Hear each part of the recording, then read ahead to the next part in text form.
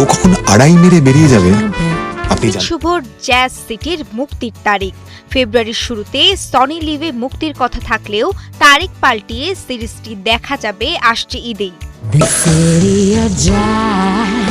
Plainclothes defenders of the nation are important. Jimmy Roy 19 March মুক্তিকে সামনে রেখে ইতিমধ্যে সনি লিভে প্রকাশ হয়েছে সিরিজটির ট্রেইলার। এই পাকিস্তান স্বপ্ন দেখতো আমাদের ভাঙার, তারই এক টুকরো আলাদা হয়ে গেল। বাংলাদেশের মুক্তিযুদ্ধ পরবর্তী সময় ও 70-এর দশকের সামাজিক রাজনৈতিক ব্যবস্থা ঘিরে নির্মিত হয়েছে ঐতিহাসিক থ্রিলার সিরিজ জ্যাজ সিটি। अचानक सारे बंगाली हो गए।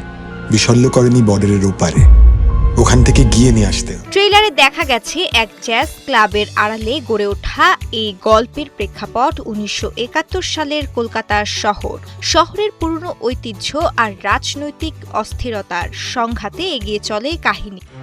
तो तय कर ले फिर, बंगाली या मुसलमान।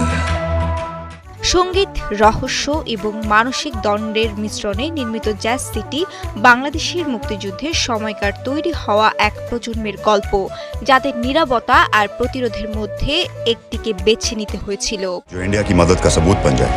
কিন্তু আপনি হয়তো জানেন না তখন এসব কিভাবে ঘটেছিল। জ্যাজ ক্লাবের নামে ওই জলসা ঘরে প্রতিরাতে নাচ গানের আসর থেকে উঠেছিল বিপ্লবের ডাক, যা বদলে দিয়েছিল ইতিহাস, ভূগোল ও একটি জাতির ভবিষ্যৎ।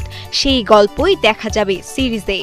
আজ একটা পাকিস্তানি এত আতঙ্ক ছড়ায়, কিন্তু ভাবুন তো যদি সীমান্তের দুই পাশে পাকিস্তানি থাকতো।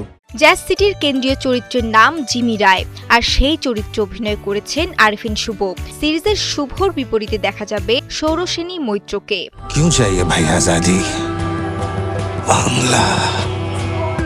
জ্যাজ সিটির পরিচালনা করেছেন ভারতীয় নির্মাতা সৌমিক সেন। সিরিজটির গল্পকার ও চিত্রনাট্যকারও তিনি।